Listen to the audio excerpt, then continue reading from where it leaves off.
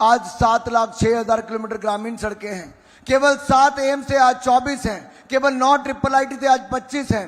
केवल 16 आईआईटी थे आज 24 हैं। केवल 12 IIM थे आज 19 हैं। 387 मेडिकल कॉलेज थे आज 706 हैं। 740 यूनिवर्सिटी थी आज 1117 हैं। जितना कांग्रेस 60 साल में नहीं कर पाई, भाजपा की सरकार ने मोदी जी के नेतृत्व में 10 साल में करके दिखाया है। हमारे हिमाचल प्रदेश के हमीरपुर संसदीय क्षेत्र को आदरणीय योगी जी, मेरा छोटा सा संसदीय क्षेत्र, कम आबादी वाला, आदरणीय प्रधानमंत्री जी ने और आज राष्ट्रीय अध्यक्ष जी ने, दोनों ने हमें जहां एक और एम्स अस्पताल दिया 1700 करोड़ का, पीजीआई अस्पताल दिया, 2 मेडिकल कॉलेज बिलासपुर और जोल सप्पड़ में दिए, नर्सिंग कॉलेज दिया, वहीं पर सेंट्रल यूनिवर्सिटी हो, हाइड्रो इंजीनियरिंग कॉलेज हो, ट्रिपल आईटी हो, इसके अलावा हमारे टेक्निकल यूनिवर्सिटी से लेकर अन्य 6 केंद्रीय विद्यालय दिए और हजारों करोड़ रुपए की सड़कें दी। भाई और बहनों, ये सब मिलेगा। भाजपा का दूसरा नाम विकास है और विकास का दूसरा नाम भाजपा है। भाजपा लाओ, विकास करवाओ।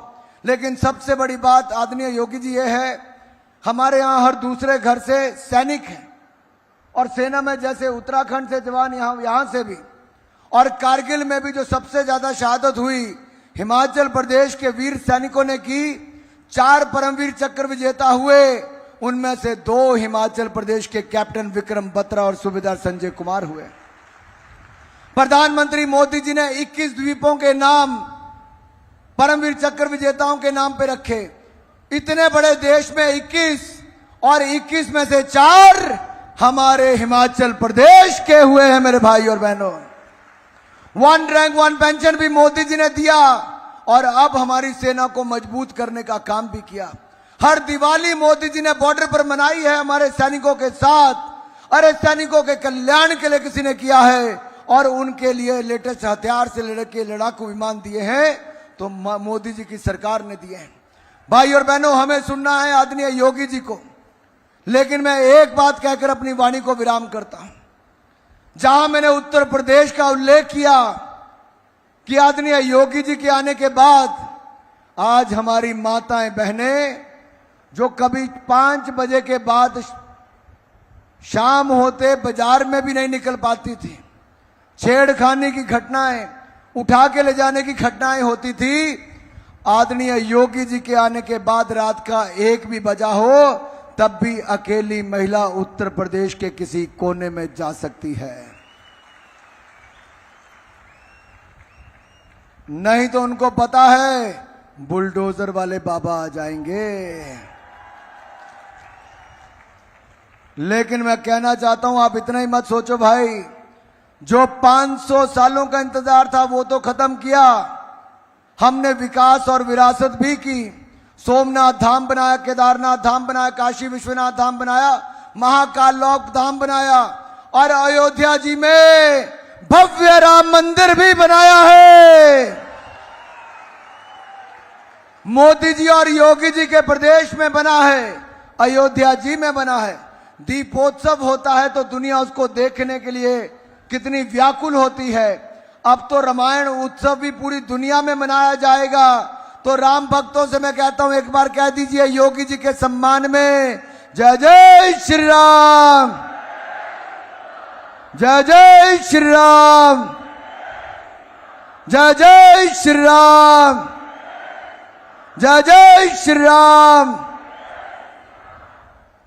हम मंदिर बनाते हैं, कांग्रेस और उनके सहयोगी कहते हैं कि सनातन धर्म को कुचल देंगे। राम भगवान कभी हुए ही नहीं, राम काल्पनिक थे। राम मंदिर पे ताला लगाएंगे, राम मंदिर पे बुलडोजर चलाएंगे।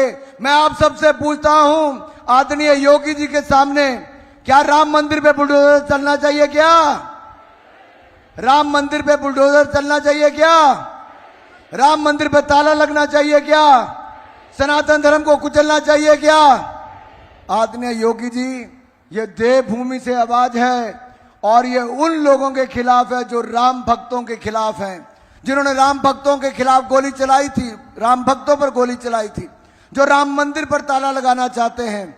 हम आपको विश्वास दिलाते हैं हम हिमाचल की चारों सीटें जिताकर देंगे और माननीय मोदी जी को देश का प्रधानमंत्री बनाकर देंगे। बनाएंगे नहीं बनाएंगे? तो जो बनाने के लिए तैयार है एक बार बोल दो, भारत माता की, भारत माता की, वंदे। एक बार योगी जी के स्वागत के लिए फिर आदरणीय योगी जी आपकी कोई स्केच लेके, सामने बच्चे खड़े हैं, बाद में अगर हो तो। स्वागत है जी, स्वागत है, स्वागत है जी, स्वागत है, स्वागत है जी, स्वागत है। भाई और बहनों, आप सबने मुझे सुना, भाई इंद्रदत्त लखनपाल जी हमारे यहां के उम्मीदवार हैं। इनको कमल का बटन दबाकर जिताइए, रिकॉर्ड मतों से जिताइए और हिमाचल प्रदेश में भाजपा की सरकार भी बनाइए। दूसरी ओर, आपने पहले भी मुझे 4 बार आशीर्वाद दिया है, मैंने अपनी ओर से कोई कमी नहीं छोड़ी, आगे भी आपके सेवा में और विकास में कोई कमी नहीं छोड़ूंगा। 1 तारीख का दिन होगा, पहले नंबर पर अनुराग सिंह ठाकुर नाम होगा, कमल का फूल चुनाव चिन्ह होगा, कमल का बटन दबा देना, अपने बेटे को अपना सेवक और सांसद और मोदी जी को देश का प्रधानमंत्री बना देना। बहुत बहुत धन्यवाद।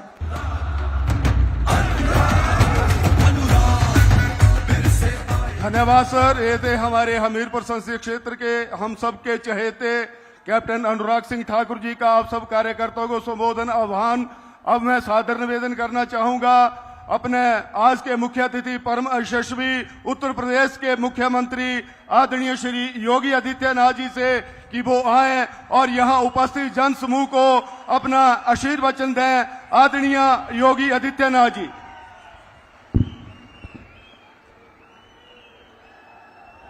भारत माता की, भारत माता की, भारत माता की, वंदे वंदे वंदे। केंद्रीय मंत्री और हमीरपुर संसदीय सीट पर भारतीय जनता पार्टी के लोकप्रिय प्रत्याशी श्री अनुराग सिंह ठाकुर जी, विधानसभा उपचुनाव में बरसर विधानसभा क्षेत्र से प्रत्याशी श्री इंद्रदत्त लखनपाल जी, पूर्व मंत्री एवं माननीय विधायक श्री विक्रम सिंह ठाकुर जी, माननीय विधायक श्री त्रिलोक जामवाल जी, माननीय विधायक आशीष शर्मा जी, जिलाध्यक्ष हमीरपुर श्री देशराज शर्मा जी, पूर्व विधायक बलदेव शर्मा जी, पूर्व विधायक विजय अग्निहोत्री जी, पूर्व विधायक डॉक्टर अनिल धीमान जी, पूर्व विधायक श्रीमती उर्मिल ठाकुर जी, पूर्व विधायक श्रीमती कमलेश कुमारी जी,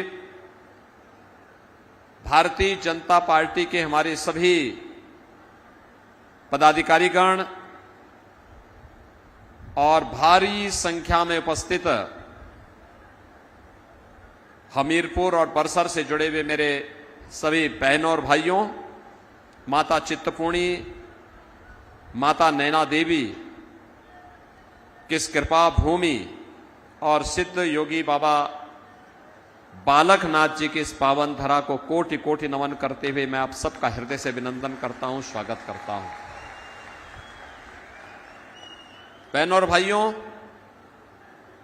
ये देवभूमि है और वीर भूमि भी।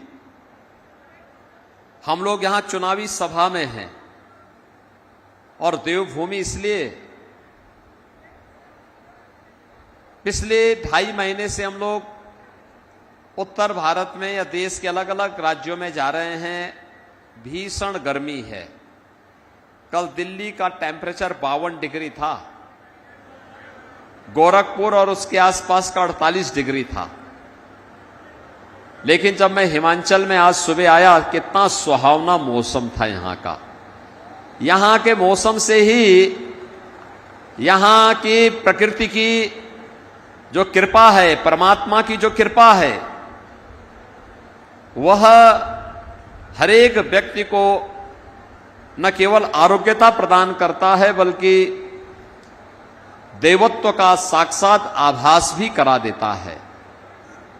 और आज आपकी उपस्थिति और आपका उत्साह इस बात को साबित कर रहा है।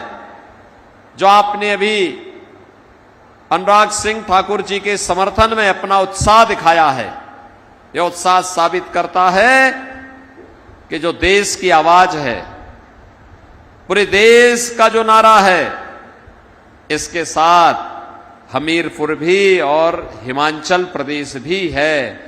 और वह नारा है कि फिर एक बार और अब की बार तो 400 पार में हिमाचल की चारों सीटें भी हैं, है ना? बहनों और भाइयों, जब पत्रकार पूछते हैं कि 400 पार कैसे, तो जवाब जनता जनार्दन देती है। जनता जनार्दन की ओर से जवाब जाता है कि जो राम को लाए हैं हम उनको, जो राम को लाए हैं। और दूसरा, जनता कहती है कि राम भक्त ही राज करेगा दिल्ली के सिंहासन पर। राम भक्त ही राज करेगा दिल्ली के। बहनों और भाइयों, 500 वर्षों का इंतजार समाप्त हुआ। अयोध्या में रामलला विराजमान हुए और अयोध्या में राम मंदिर में 500 वर्षों का इंतजार समाप्त हुआ। पूरा देश, पूरी दुनिया प्रफुल्लित थी। जहां कहीं भी सनातन हिंदू धर्मावलंबी है, अभिभूत था। अभिभूत इस बात के लिए था कि अपनी आंखों से अपने रामलला को, भगवान रामलला को अयोध्या में विराजमान होते हुए देख रहे हैं। लेकिन बहनों और भाइयों, एक जगह लोगों में शोक की लहर भी थी और वह थी कांग्रेस में। कांग्रेस पार्टी मौन थी। कांग्रेस पार्टी ने अयोध्या का आमंत्रण ठुकरा दिया था। कांग्रेस ने कहा, आज भी कांग्रेस के बुद्धिदाता कहते हैं अयोध्या में राम मंदिर का निर्माण नहीं होना चाहिए था। इनके सहयोगी कहते हैं अयोध्या में राम मंदिर का निर्माण बेकार हुआ। हमने कहा, राम मंदिर का निर्माण तो श्रद्धालुओं की उपस्थिति बताती है कि अच्छी हुई है, लेकिन तुम्हारी बुद्धि बेकार हो गई है, इसलिए तुम राम मंदिर को बेकार कह रहे हो। बहनों और भाइयों, हम एक नए भारत का दर्शन कर रहे हैं। मोदी जी के नेतृत्व में एक नया भारत। दुनिया के अंदर सम्मान बढ़ा है। आज दुनिया के अंदर कहीं संकट आता है तो दुनिया भारत की ओर देखती है और मोदी जी की ओर देखती है। देश की सीमाएं सुरक्षित हुई हैं। पहले घुसपैठ होती थी, अब घुसपैठ रुक गई, समाप्त। और अब तो आतंकवाद और नक्सलवाद भी देश के अंदर समाप्त। आतंकवाद और नक्सलवाद समाप्त। अब तो कहीं आतिशबाजी करते हुए पटाखा जोर से फट जाए तो पाकिस्तान सफाई देता है, कहता साहब मेरा हाथ नहीं है। उसे मालूम है ये नया हिंदुस्तान है, ये हिंदुस्तान छेड़ता नहीं है, लेकिन अगर कोई छेड़ता है तो उसको छोड़ता भी नहीं है। एक सुरक्षित हिंदुस्तान, आतंकवाद और नक्सलवाद को समाप्त करने वाला हिंदुस्तान और विकास के बड़े बड़े कार्यों के बारे में यहां अनुराग जी ने बताया। हिमाचल प्रदेश के बारे में पूरे देश के अंदर अगर आप जाएंगे 2 लेन, 4 लेन, 6 लेन, 12 लेन के हाईवे, रेल में वंदे भारत, अमृत भारत, नमो भारत की ट्रेन, मेट्रो की सुविधा, रोपवे की सुविधा, एम्स। मैं धन्यवाद दूंगा और अभिनंदन करूंगा अनुराग जी का और नड्डा जी का, आदरणीय प्रधानमंत्री जी का, जिन्होंने हिमाचल प्रदेश में भी एम्स की स्थापना कर दी है। प्रधानमंत्री जी स्वयं पधारे थे। बहनों और भाइयों, आज ट्रिपल आईटी भी अनुराग जी यहां लेके आ गए। IIT, IIM, triple IT, NIT, world class university और सेंट्रल यूनिवर्सिटी भी आपके यहां बन चुकी है। बहनों और भाइयों, कैसे विकास होना चाहिए और कैसे विरासत का सम्मान होना चाहिए, मॉडल देखना हो तो अनुराग जी ने भी यहां बनाया और देश के अंदर भी मॉडल आज आपको देखने को मिल रहा है। और हम लोग तो यूपी में कहते हैं अयोध्या में रामलला का मंदिर बन गया है, काशी में काशी विश्वनाथ धाम बन गया है, अयोध्या और काशी का काम संपन्न। अब हम लोग मथुरा की तरफ भी तेजी के साथ बढ़ रहे हैं। बहनों और भाइयों, आज तो मैं आया हूं आपके पास मोदी जी के नेतृत्व में। आप देखते होंगे सरकार सम्मान भी कर रही है, सम्मान भी दे रही है, सुरक्षा भी दे रही है, विकास भी करा रही है, गरीब कल्याणकारी योजनाओं का लाभ भी दे रही है, विरासत भी है, विकास भी है। लेकिन इस चुनाव में कांग्रेस के नेतृत्व में इंडी गठबंधन भी है। ये भानुमति का पिटारा है। जितने दल हैं उतने ही खेमे हैं। कांग्रेस के साथ जितने सहयोगी हैं, आम आदमी पार्टी पंजाब में सरकार चला रही है, लेकिन कांग्रेस और आम आदमी पार्टी दोनों अलग अलग लड़ रही है। टीएमसी इंडी गठबंधन का हिस्सा है, लेकिन बंगाल में कांग्रेस और टीएमसी एक दूसरे के खिलाफ लड़ रहे हैं। बहनों और भाइयों, हर राज्य में इनके यही हाल है। एक केवल इनका मुखौटा है गठबंधन। सच्चाई तो इनकी ये है, जब ये स्वयं एक नहीं हो सकते हैं तो देश को क्या ये एकजुट कर पाएंगे।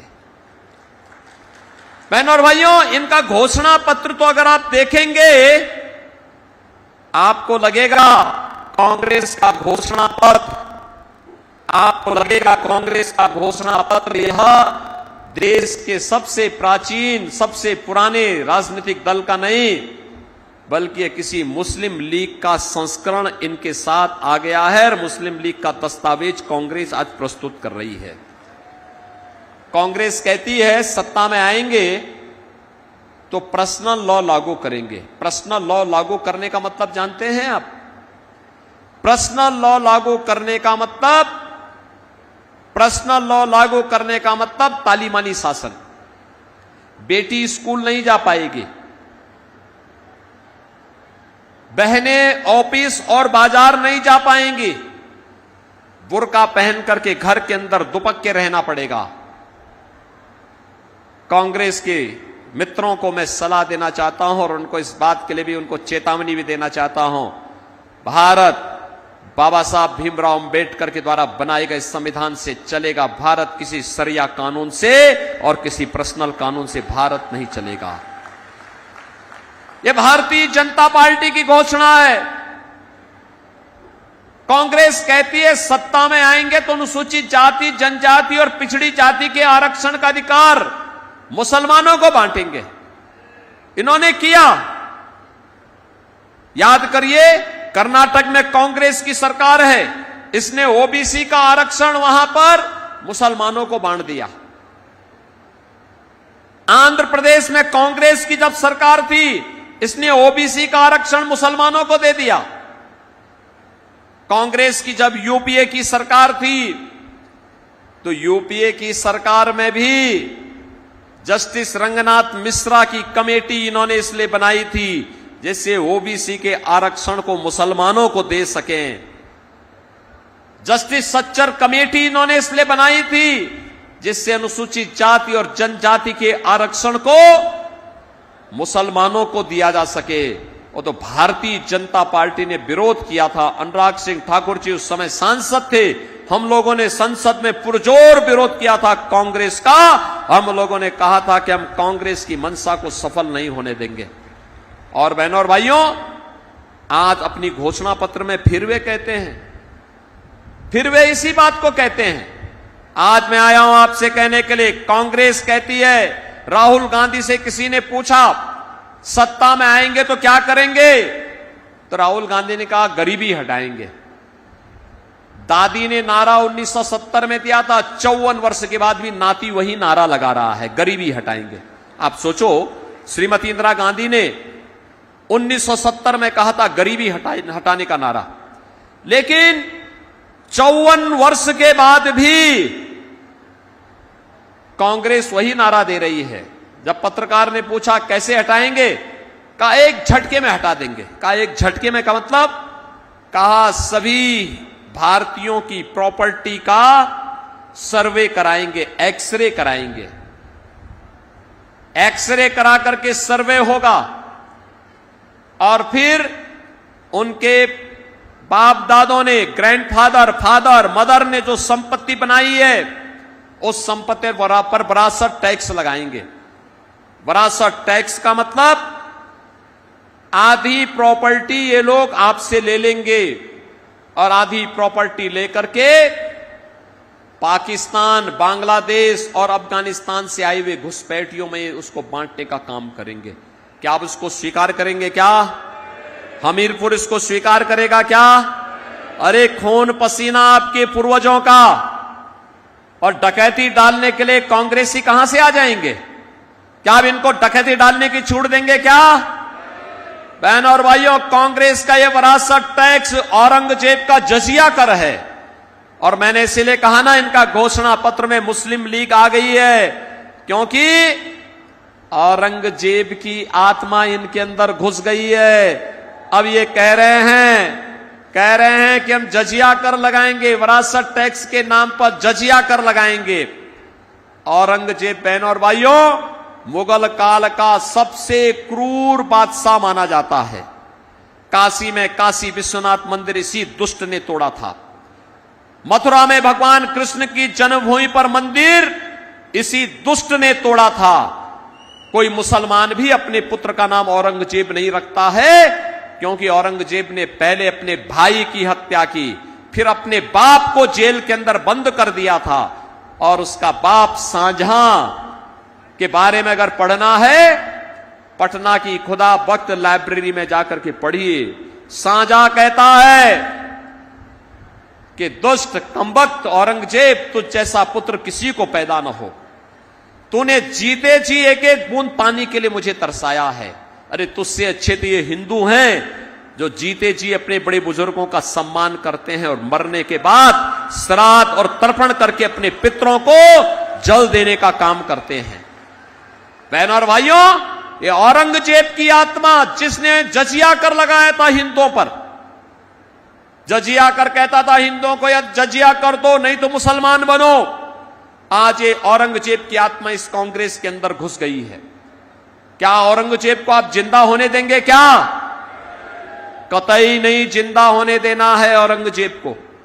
बहन और भाइयों, औरंगजेब को कतई स्वतंत्र भारत में हम जिंदा नहीं होने देंगे।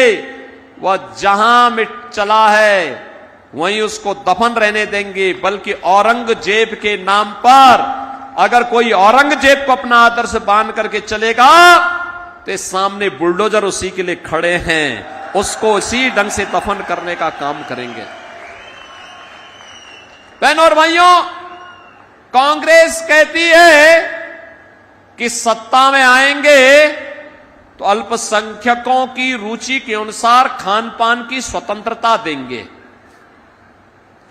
इस लाइन का अर्थ बहुत गंभीर है।